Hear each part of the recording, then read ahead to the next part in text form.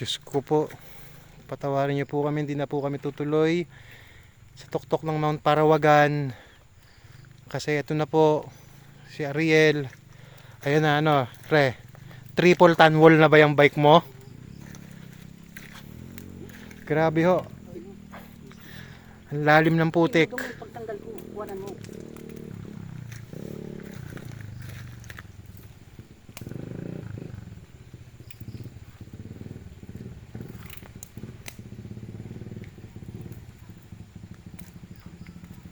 Ayan na si Easy Rider. Grabe ang kapal ng putik. Hindi na kami makausad. Hindi na kami tumuloy. Ayaw pa kami pauwiin. Ito naman ang bike ko.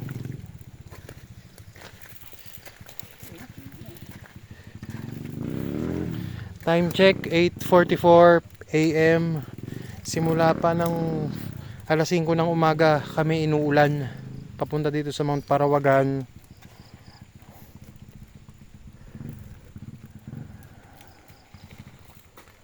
Ay nako.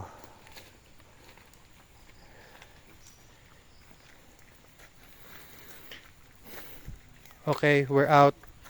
Bye.